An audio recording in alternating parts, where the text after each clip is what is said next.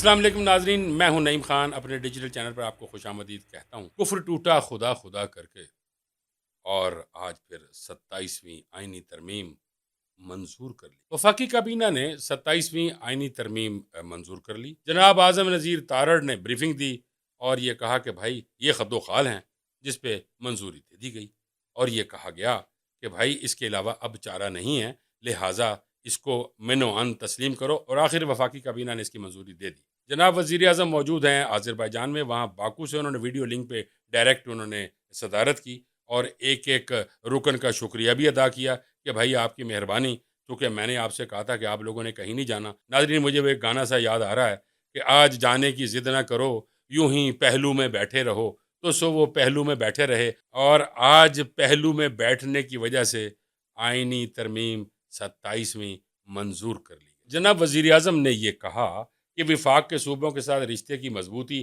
اور ملک کے وسیع مفاد میں 27ویں آئینی ترمیم کے لیے سب نے مل کر کوششیں کیں، جس کے لیے وزارت قانون و انصاف، اٹارنی جنرل اور ان کی ٹیم لائق تحسین ہے۔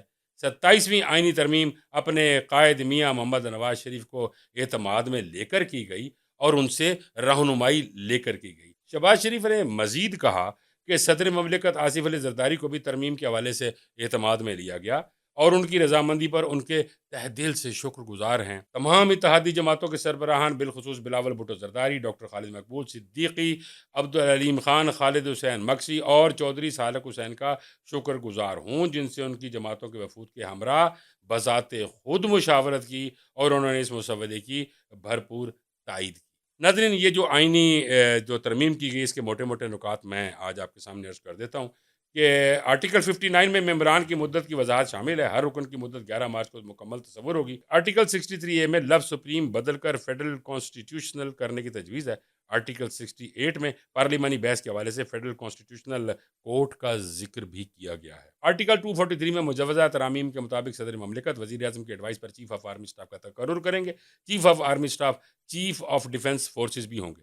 27 نومبر سے chairman joint chief of staff committee کا عہدہ ختم کرنے کی تجویز ہے۔ وزیر اعظم آرمی چیف کی سفارش پر نیشنل اسٹریٹجک کمانڈ کے سربراہ تقرر کریں گے۔ Field marshal, martial of air force اور ایڈمرل آف فلیٹ کا رینک، مرات اور وردی تاحیات رہیں گی۔ آرٹیکل 78 میں ترمیم، متعلقہ پیراگراف میں فیڈرل کانسٹیٹیوشنل کورٹ کا ذکر کرنے کی تجویز ہے۔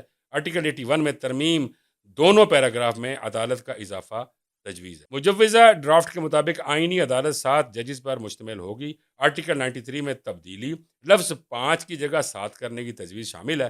آرٹیکل 100 میں ترمیم، لفظ سپریم کی جگہ وفاقی آئینی شامل کرنے کی تجویز ہے۔ آرٹیکل 114 میں ترمیم کے دوسری بار آنے والے لفظ کے بعد عدالت کا نام شامل کرنے کی تجویز ہے۔ آرٹیکل 165A میں ترمیم بھی مجوزہ ڈرافٹ کا حصہ ہے۔ آرٹیکل 165A میں دوسرے مقامات پر فیڈرل کانسٹیٹیوشنل کورٹ کا اضافہ تجویز کیا گیا ہے۔ سرکاری اخراجات اور عدالتی دائرہ کار سے متعلق حوالوں میں تبدیلی، آرٹیکل 175 میں ترمیم بھی ایجنڈے کا حصہ ہے۔ عدالتی تقرری کے طریقہ کار میں فیڈرل کانسٹیٹیوشنل کورٹ کا کردار شامل کرنے کی تجویز ہے۔ Chief justice federal constitutional court کو جوڈیشل کمیشن میں نمائندگی ملنے کی تجویز بھی زیر غور ہے۔ جوڈیشل کونسل کی تشکیل نو، سپریم کورٹ اور فیڈرل کانسٹیٹیوشنل کورٹ کے سینئر ججز شامل ہوں گے۔ اعلیٰ عدلیہ میں ججوں کی تعیناتی کے لیے آرٹیکل 175A میں ترمیم کی تجویز، وفاقی آئینی عدالت کے چیف جسٹس جوڈیشل کمیشن کے ممبر ہوں گے۔ سپریم کورٹ کے چیف جسٹس بھی جوڈیشل کمیشن کے ممبر ہوں گے۔ سپریم کورٹ اور وفاقی آئینی عدالت نے سینئر ایک جج بھی جوڈیشل کمیشن کے ممبر ہوں گے۔ 27ویں آئینی ترمیم سو موٹو اختیار ختم کرنے اور آرٹیکل 184 مکمل ختم کرنے کی تجویز ہے۔ 27ویں آئینی ترمیم میں سپریم کورٹ سے سو موٹو کے اختیارات واپس لینے کی بھی تجویز شامل ہے۔ 27ویں آئینی ترمیم سے قبل مفاد عامہ کے تمام مقدمات جو آئینی بینچز میں زیر سماعت تھے، خودکار طور پر وفاقی آئینی عدالت میں منتقل ہوں گے۔